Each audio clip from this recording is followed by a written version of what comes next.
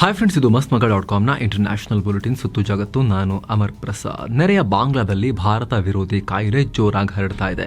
ಒಂದು ಕಡೆ ಅಲ್ಪಸಂಖ್ಯಾತ ಹಿಂದೂಗಳ ಮೇಲಿನ ದಾಳಿ ಮಾಡ್ತಿರೋ ಉಗ್ರರು, ಆ ಕಡೆ ಭಾರತದ ತ್ರಿವರ್ಣ ಧ್ವಜಗಳನ್ನು ಫುಟ್ಪಾತ್ ಮೇಲೆ ಇಟ್ಟು ಅಪಮಾನ ಮಾಡ್ತಿದ್ದಾರೆ. ಈಗ ಅದ್ಯಾವುದು ಸಾಲದು ಅಂತ ಭಾರತದ ಮೀಡಿಯಾಗಳನ್ನು ಕೂಡ ಗುರಿಯಾಗಿಸಿ ದಾಳಿ ಮಾಡ್ತಾ ಇದ್ದಾರೆ. ಬಾಂಗ್ಲಾದಲ್ಲಿ ಭಾರತದ ಮಾಧ್ಯಮಗಳನ್ನು ಬ್ಯಾನ್ ಮಾಡಿ ಅಂತ ಬಾಂಗ್ಲಾದ ಹೈಕೋರ್ಟ್ನಲ್ಲಿ ಅರ್ಜಿ ಸಲ್ಲಿಕೆಯಾಗಿದೆ. ಬಾಂಗ್ಲಾದೇಶದ ಸಂಸ್ಕೃತಿಗೆ ಧಕ್ಕೆ ತರೋ ಕಾಮೆಂಟ್ಗಳನ್ನು ಭಾರತೀಯ ಮಾಧ್ಯಮಗಳು ಪ್ರಸಾರ ಮಾಡ್ತಾ ಇವೆ. ಹೀಗಾಗಿ cable television network operation act 2006 ಅಡಿಯಲ್ಲಿ ಭಾರತೀಯ ಚಾನೆಲ್ಗಳನ್ನು ಬ್ಯಾನ್ ಮಾಡಿ ಅಂತ ಸೋ ಕಾಲ್ಡ್ ವಕೀಲ ಎಖ್ಲಾಸುದ್ದೀನ್ ಭುಜನ್ ಅರ್ಜಿ ಹಾಕಿದ್ದಾರೆ. Star Jalsha, Star Plus, Zee Bangla, Republic Bangla ಸೇರಿ ಎಲ್ಲ ಚಾನೆಲ್ಗಳನ್ನು ಬ್ಯಾನ್ ಮಾಡಿ ಅಂತ ಕೇಳಿಕೊಂಡಿದ್ದಾರೆ. ಇತ್ತೀಚೆಗೆ ಭಾರತದ ಮಾಧ್ಯಮಗಳ ವಿರುದ್ಧ ಅಲ್ಲಿನ ಮುಖ್ಯಸ್ಥ, ಅಂದರೆ ಮಧ್ಯಂತರ ಸರ್ಕಾರದ ಸ್ಥಾಪಿತ ಮುಖ್ಯಸ್ಥ ಯೂನುಸ್ ಮಾತನಾಡಿದ್ರು. ಬಾಂಗ್ಲಾದೇಶದ ಮಾಧ್ಯಮಗಳಿಗೆ ಕರೆ ಕೊಟ್ಟು ಭಾರತದ ಮಾಧ್ಯಮಗಳಿಗೆ ಕೌಂಟರ್ ಕೊಡಿ, ಸುಳ್ಳು ಹಬ್ಬಿಸ್ತಿದ್ದಾರೆ ಅಂತ ಹೇಳಿದ್ರು. ಭಾರತ ಕೂಡ ಟಿವಿ ಚಾನೆಲ್ನಲ್ಲಿ ಬರ್ತಿರೋದನ್ನ ಸುಳ್ಳು ಅಂತ ಹೇಳೋಕ್ಕಾಗಲ್ಲ, ಎಕ್ಸಾಜರೇಟ್ ಮಾಡ್ತಿದ್ದಾರೆ ಅಂತ ಹೇಳಿ ಅದನ್ನು ಅಲ್ಲಗಳೆಯೋಕ್ಕಾಗಲ್ಲ, ನೀವು ಕೆಲಸ ಕರೆಕ್ಟಾಗಿ ಮಾಡಿ ಅಂತ ಭಾರತ ಹೇಳಿತ್ತು. ಇದರ ನಡುವೆ ಇವ್ರನ್ನೆಲ್ಲ ಬ್ಯಾನ್ ಮಾಡಿ ಅಂತ ಕೋರ್ಟ್ಗೆ ಹೋಗಿದ್ದಾರೆ. ಅತ್ತ ಹಿಂದೂ ಧಾರ್ಮಿಕ ಗುರು ಚಿನ್ಮಯ್ ದಾಸ್ ಪರ ವಕಾಲತ್ತು ವಹಿಸಿದ ವಕೀಲ ರಮಣ್ ಭಾಯ್ ಮೇಲೆ ಅಲ್ಲಿನ ಮೂಲಭೂತವಾದಿಗಳು ಕ್ರೂರ ದಾಳಿ ಮಾಡಿದ್ದಾರೆ. ಎಷ್ಟರ ಮಟ್ಟಿಗೆ ಅಂತ ಹೇಳಿದ್ರೆ ಅವ್ರನ್ನ ಈಗ ಐಸಿಯುನಲ್ಲಿ ಇಡಲಾಗಿದೆ, ಅಲ್ಲಿ ಚಿಕಿತ್ಸೆ ಪಡಿತಾ ಇದ್ದಾರೆ ಅಂತ ಕಲ್ಕತ್ತಾದ ಇಸ್ಕಾನ್ ವಕ್ತಾರ ರಾಧಾರಮಣ್ ದಾಸ್ ಕಳವಳ ವ್ಯಕ್ತಪಡಿಸಿದ್ದಾರೆ. ಐಸಿಯುನಲ್ಲಿರೋ ಫೋಟೋಸ್ ಕೂಡ ವೈರಲ್ ಆಗಿವೆ. ಅಲ್ಲದೆ ಚಿನ್ಮಯ್ ದಾಸ್ರ ಜಾಮೀನು ಅರ್ಜಿ ವಿಚಾರಣೆಯನ್ನು ಜನವರಿ 2ಕ್ಕೆ ಮುಂದೂಡಿಕೆ ಮಾಡಲಾಗಿದೆ.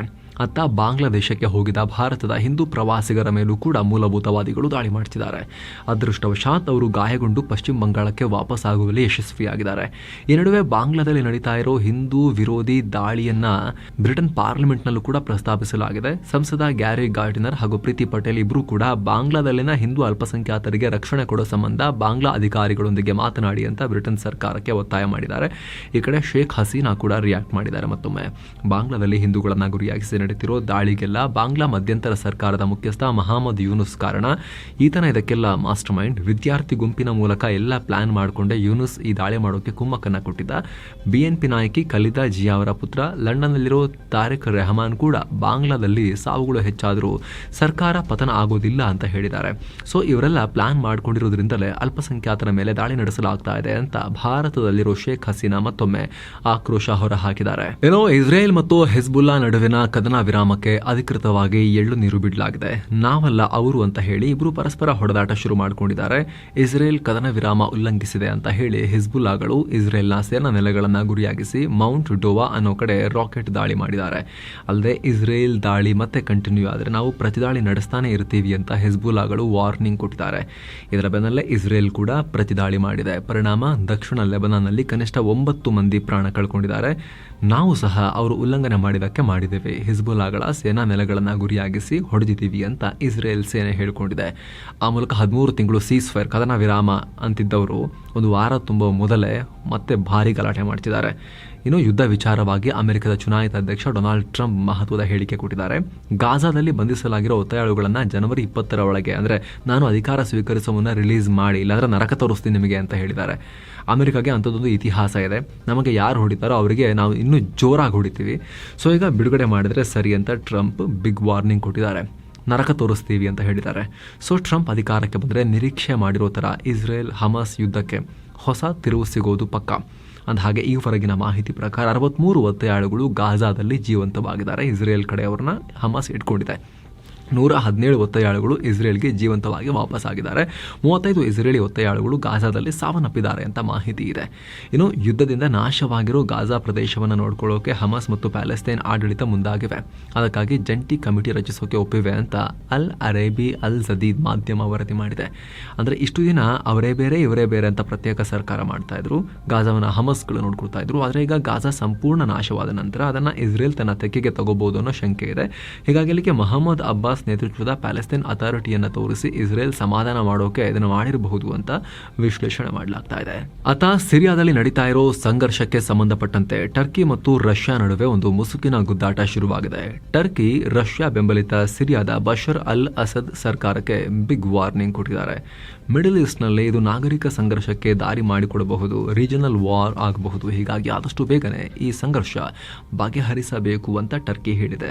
ಇತ್ತೀಚೆಗೆ ಇಡ್ಲಿಬ್ ಪ್ರದೇಶದ ಮೇಲೆ ರಷ್ಯಾ ಸ್ಫೋಟಕ ಹಾಕಿತ್ತು. ಈ ಪ್ರದೇಶ ಟರ್ಕಿ ಬೆಂಬಲಿತ ಬಂಡುಕೋರರು ಇರೋ ಭೂಮಿ. ಹೀಗಾಗಿ ಇದನ್ನ ಇಲ್ಲಿಗೆ ನಿಲ್ಲಿಸದೆ ಹೋದ್ರೆ ಮುಂದೆ ಕಾದಿದೆ ಅನ್ನೋ ಅರ್ಥದಲ್ಲಿ ಟರ್ಕಿ ಎಚ್ಚರಿಕೆಯನ್ನು ಕೊಟ್ಟಿದೆ.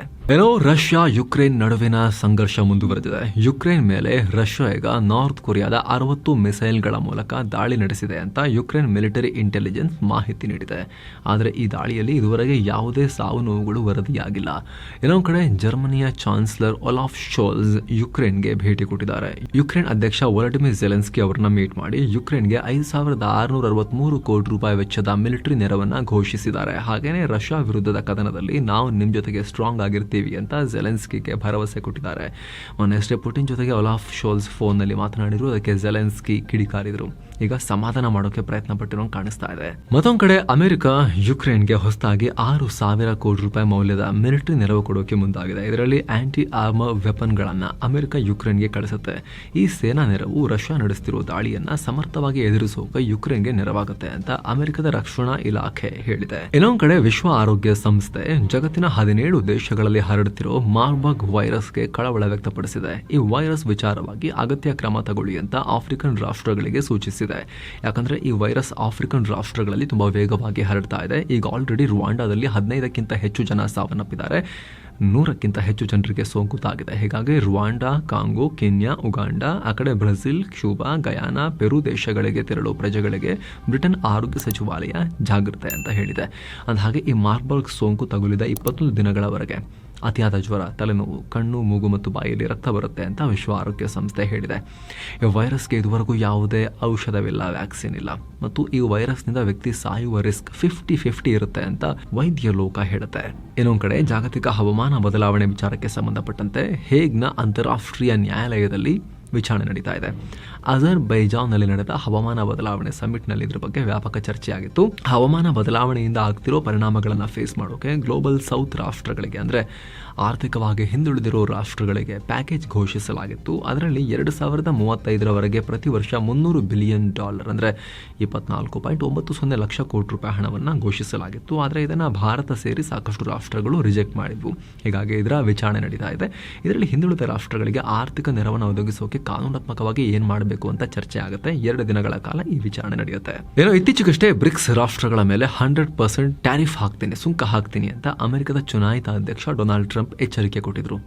ಇದರ ಬೆನ್ನಲ್ಲೇ ಭಾರತದ ವಿದೇಶಾಂಗ ಸಚಿವ ಎಸ್ ಜೈಶಂಕರ್ ಟ್ರಂಪ್ರ 2.0 ಸರ್ಕಾರದ ಮೇಲೆ ವಿಶ್ವಾಸ ವ್ಯಕ್ತಪಡಿಸಿದ್ದಾರೆ. ಟ್ರಂಪ್ ಮತ್ತೊಮ್ಮೆ ಅಧಿಕಾರಕ್ಕೆ ಬಂದ ಮೇಲೆ ವ್ಯಾಪಾರದಲ್ಲಿ ಒಂದೊಳ್ಳೆ ಬೆಳವಣಿಗೆಯಾಗುತ್ತೆ. ಬೇರೆ ಬೇರೆ ದೇಶಗಳಿಗೆ ಟ್ರಂಪ್ರ ಮೊದಲ ಆಡಳಿತಕ್ಕೆ ಸಂಬಂಧಪಟ್ಟಂತೆ ಅವರದೇ ಆದ ಅನುಭವ ಇದೆ. ಅದರ ಆಧಾರದ ಮೇಲೆ ಟ್ರಂಪ್ರ 2ನೇ ಆಡಳಿತ ಹೀಗಿರುತ್ತೆ ಹಾಗಿರುತ್ತೆ ಅಂತ ಊಹೆ ಮಾಡಬಹುದು ಅಷ್ಟೇ ಅಂತ ಜೈಶಂಕರ್ ಅಭಿಪ್ರಾಯ ವ್ಯಕ್ತಪಡಿಸಿದ್ದಾರೆ. ಸೊ ಮೊದಲ ಅವಧಿಯಲ್ಲಿ ನಮಗೆ ಭಾರತಕ್ಕೆ ಏನೂ ಆಗಿರಲಿಲ್ಲ, ಹೀಗಾಗಿ ಈ ಸಲವೂ ನಮಗೂ ಅದು ಏನು ಪ್ರಾಬ್ಲಮ್ ಆಗೋದಿಲ್ಲ, ಪ್ರಾಬ್ಲಮ್ ಬೇರೆ ರಾಷ್ಟ್ರಗಳಿಗೆ ಆಗ್ಬೋದು, ನಮಗಲ್ಲ ಅಂತ ಜೈಶಂಕರ್ ಹೇಳಿದ್ದಾರೆ. ಏನೋ ಪಾಕಿಸ್ತಾನವನ್ನ ಹರಿದು ಮುಕ್ತಾ ಇರೋ ಉಗ್ರರ ವಿರುದ್ಧ ಅಲ್ಲಿನ ಸೇನೆ ಕಾರ್ಯಾಚರಣೆ ಶುರು ಮಾಡೋದಾಗಿ ಹೇಳಿಕೊಂಡಿದೆ. ಪಾಕ್ನ ಖೈಬರ್ ಪಖ್ತೂನ್ಖ್ವಾ, ಬಲೂಚಿಸ್ತಾನ್ ಮತ್ತು ಪಂಜಾಬ್ ಪ್ರಾಂತ್ಯಗಳಲ್ಲಿ ಪ್ರತ್ಯೇಕ ಕಾರ್ಯಾಚರಣೆ ಮಾಡಲಾಗಿದೆ. ಇದರಲ್ಲಿ ಒಟ್ಟು 16 ಉಗ್ರಗಾಮಿಗಳನ್ನು ಹೊಡೆದುರುಳಿಸಿದ್ದೀವಿ. ಪಾಕ್ ಸೇನೆಯ 4 ಯೋಧರು ಕೂಡ ಹುತಾತ್ಮರಾಗಿದ್ದಾರೆ ಅಂತ ಖುದ್ದು ಪಾಕ್ ಸೇನೆ ಮಾಹಿತಿಯನ್ನು ಕೊಟ್ಟಿದೆ. ಇದೇ ಪಾಕ್ನಲ್ಲಿ 100 ಕೇಸ್ಗಳ ಮೇಲೆ ಜೈಲಿನಲ್ಲಿರೋ ಮಾಜಿ ಪ್ರಧಾನಿ ಇಮ್ರಾನ್ ಖಾನ್ಗೆ ಮತ್ತೆ ಅಲ್ಲಿನ ಸೇನೆ ಶಾಕ್ ಕೊಟ್ಟಿದೆ. ಪಾಕ್ನ ಭಯೋತ್ಪಾದನಾ ವಿರೋಧಿ ನ್ಯಾಯಾಲಯ ಇಮ್ರಾನ್ ಖಾನ್ಗೆ 14 ದಿನಗಳ ನ್ಯಾಯಾಂಗ ಬಂಧನವನ್ನ ವಿಧಿಸಿದೆ. ಇತ್ತೀಚೆಗೆ ಇವರ PTI ಪಕ್ಷ ನಡೆಸಿದ ಪ್ರತಿಭಟನೆಗೆ ಸಂಬಂಧಪಟ್ಟಂತೆ 7 ಕೇಸನ್ನು ಹಾಕಲಾಗಿತ್ತು. ಈ ಪ್ರತಿಭಟನೆಯಿಂದ ಪಾಕ್ನ ಶಾಂತಿ ಹಾಳಾಗಿದೆ. ಇದು ಉಗ್ರ ಕೃತ್ಯಕ್ಕೆ ಸಮಾನ. ಸೊ ಇದಕ್ಕೆ ಇಮ್ರಾನ್ ಖಾನ್ ಕಾರಣ ಅಂತ ಅವರಿಗೆ ಶಿಕ್ಷೆ ವಿಧಿಸಲಾಗಿದೆ. ಇನ್ನೊಂದು ಕಡೆ ಪಾಕ್ನಲ್ಲಿ ವ್ಯಾಪಕವಾಗಿ ಪೋಲಿಯೋ ಪ್ರಕರಣಗಳು ಕೂಡ ಜಾಸ್ತಿಯಾಗಿ ರಿಪೋರ್ಟ್ ಆಗ್ತಿವೆ. ಹೊಸದಾಗಿ ಅಲ್ಲಿನ ದೇರಾ ಇಸ್ಮಾಯಿಲ್ ಖಾನ್, ಖೇಮಾರಿ ಹಾಗೂ ಕಾಶ್ಮೀರ್ ಪ್ರದೇಶಗಳಲ್ಲಿ 3 ಪ್ರಕರಣಗಳು ವರದಿಯಾಗಿವೆ. ಈ ಮೂಲಕ ಪಾಕ್ನಲ್ಲಿ ಈ ವರ್ಷದಲ್ಲೇ 59 ಪ್ರಕರಣಗಳು ಕಂಡುಬಂದಿವೆ. ಇನ್ನು ಆಫ್ರಿಕನ್ ನೇಷನ್ ಕೆನ್ಯಾದಲ್ಲಿ ಭಾರಿ ಮಳೆಯಾಗ್ತಾ ಇದೆ. ಪರಿಣಾಮ ಈವರೆಗೆ 5 ಮಂದಿ ಪ್ರಾಣವನ್ನು ಕಳ್ಕೊಂಡಿದ್ದಾರೆ. ಅಲ್ಲಿನ ಕರಾವಳಿ ನಗರ ಮೊಂಬಾಸಾದಲ್ಲಿ ಧಾರಾಕಾರ ಮಳೆಯಿಂದ ಗೋಡೆ ಕುಸಿದು ಬಿದ್ದಿರುವುದರಿಂದ ಈ ಘಟನೆಯಾಗಿದೆ. ಅಲ್ಲದೆ ಭಾರಿ ಮಳೆಯಿಂದ ಪ್ರವಾಹ ಉಂಟಾಗಬಹುದು ಅಂತ ಕೆನ್ಯಾಗೆ ವಾರ್ನಿಂಗ್ ಕೊಡಲಾಗಿದೆ. ಮಳೆಯಿಂದಾಗಿ ಅಲ್ಲಿನ ನದಿಗಳು ಅಪಾಯದ ಮಟ್ಟವನ್ನು ಮೀರಿ ಹರಿತಾ ಇತ್ತು. ಈಗ ಆಲ್ರೆಡಿ 100 ಜನ ಮನೆಗಳನ್ನು ಕಳ್ಕೊಂಡಿದ್ದಾರೆ. ಹಲವು ಜನರನ್ನು ಸುರಕ್ಷಿತ ಸ್ಥಳಗಳಿಗೆ ರವಾನೆ ಮಾಡಲಾಗಿದೆ. ಏನು ಸ್ನೇಹಿತರೆ, ಇವತ್ತಿನ ಈ ಸುತ್ತು ಜಗತ್ತು ಎಪಿಸೋಡನ್ನು ಎಂಡ್ ಮಾಡೋ ಮೊದಲು ಇತಿಹಾಸದ ಒಂದು ಘಟನೆ ನೆನಪು ಮಾಡ್ತೀವಿ. ಅಂದ ಹಾಗೆ ಇವತ್ತು ಡಿಸೆಂಬರ್ 3ನೇ ತಾರೀಕು 2024.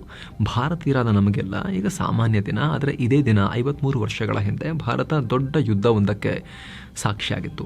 ಬಾಂಗ್ಲಾ ವಲಸಿಗರ ಕಾಟದಿಂದ ಭಾರತ ಹಾಗೂ ಪಾಕಿಸ್ತಾನ ನಡುವೆ ಯುದ್ಧ ಶುರುವಾಗಿತ್ತು. 12 ತಿಂಗಳಿಂದ ಈ ವಾರ್ಗೆ ತಯಾರಿ ನಡೆದಿತ್ತು. ಆದರೆ ಇದೇ ದಿನ ಪಾಕ್ ಏರ್ಫೋರ್ಸ್ ಭಾರತದ ಮೇಲೆ ದಾಳಿ ಮಾಡುವ ಮೂಲಕ ಯುದ್ಧವನ್ನು ಶುರು ಮಾಡಿತು. ಸಂಜೆ 5:30 ಸುಮಾರಿಗೆ ಭಾರತದ ಒಳಗ್ನುಗ್ಗಿ ಆಗ್ರಾ, ಅಂಬಾಲ ಸೇರಿ ಸಾಕಷ್ಟು ಕಡೆ ಪಾಕ್ ಸ್ಫೋಟಕಗಳನ್ನು ಹಾಕಿತು. ಅಷ್ಟೊತ್ತಿಗೆ ಭಾರತ ಕೂಡ ಅಲರ್ಟ್ ಆಗಿದ್ದರಿಂದ ಹೆಚ್ಚು ಲಾಸ್ ಆಗಲಿಲ್ಲ. ಆದರೆ ಅದೇ ದಿನ ರಾತ್ರಿ ಪ್ರೈಮ್ ಮಿನಿಸ್ಟರ್ ಇಂದಿರಾ ಗಾಂಧಿ ಯುದ್ಧದ ಘೋಷಣೆ ಮಾಡಿದ್ರು. ನಾವು ತ್ಯಾಗಕ್ಕೆ ರೆಡಿಯಾಗಬೇಕು, ಕಷ್ಟದ ದಿನಗಳನ್ನು ಸಹಿಸ್ಕೊಳ್ಳೋಕೆ ರೆಡಿಯಾಗಬೇಕು, ನಾನು ಭರವಸೆ ಕೊಡ್ತೀನಿ, ಈ ಯುದ್ಧವನ್ನು ಗೆದ್ದೇ ಗೆಲ್ತೀವಿ, ನಿಮ್ಮ ಜೊತೆಗೆ ನಾವಿರ್ತೀವಿ ಅಂತ ಯುದ್ಧಕ್ಕೆ ಭಾರತ ಕೂಡ ಎಂಟ್ರಿ ಆಯಿತು. ಅದಾದ ಕೆಲವೇ ನಿಮಿಷಗಳಲ್ಲಿ ಭಾರತೀಯ ಸೇನೆ ಎರಡೂ ಪಾಕಿಸ್ತಾನದ ಕಡೆಗೆ, ಅಂದರೆ ಇವತ್ತಿನ ಬಾಂಗ್ಲಾ ಮತ್ತು ಪಾಕಿಸ್ತಾನದ ಕಡೆಗೆ ಸೇನೆ ಕಳಿಸ್ತು. ಆ ಕಡೆ ಪಂಜಾಬ್, ಈ ಕಡೆ ಬಾಂಗ್ಲಾ, ಎರಡೂ ಕಡೆ ಯುದ್ಧ ಶುರುವಾಯಿತು. ಈ ಮೂಲಕ ಸ್ವಾತಂತ್ರ್ಯ ಪಡ್ಕೊಂಡ ಬರೀ 25 ವರ್ಷಗಳಲ್ಲೇ ಭಾರತ 4ನೇ ಯುದ್ಧ ಮಾಡಬೇಕಾಗಿ ಬಂತು. ಅಲ್ಲಿ ಮುಂದೆ ಏನಾಯಿತು, ಡಿಸೆಂಬರ್ 4ನೇ ತಾರೀಕು ಈ ಯುದ್ಧದಲ್ಲಿ ಏನಾಯಿತು ಅದನ್ನು ನೆಕ್ಸ್ಟ್ ಸುತ್ತು ಜಗತ್ತು ಎಪಿಸೋಡಲ್ಲಿ ಹೇಳ್ತೀವಿ. ಮಿಸ್ ಮಾಡಿದೆ ನೋಡಿ. ನೀವೇನು ಕೂಡ ಸಬ್ಸ್ಕ್ರೈಬ್ ಮಾಡಲಿಲ್ಲ ಅಂದರೆ ಕೂಡಲೇ ಸಬ್ಸ್ಕ್ರೈಬ್ ಮಾಡಿ, ಪಕ್ಕದ ಬೆಲ್ ಐಕಾನ್ ಮೇಲೆ ಕ್ಲಿಕ್ ಮಾಡೋದನ್ನು ಯಾವುದೇ ಕಾರಣಕ್ಕೂ ಮರೆಯಬೇಡಿ. ಇದಾಗಿತ್ತು ಇವತ್ತಿನ ಜಗತ್ತಿನ ಸುತ್ತಾಟ. ಮತ್ತೆ ಭೇಟಿ ಆಗ್ತಿರೋಣ. ನಮಸ್ತೆ.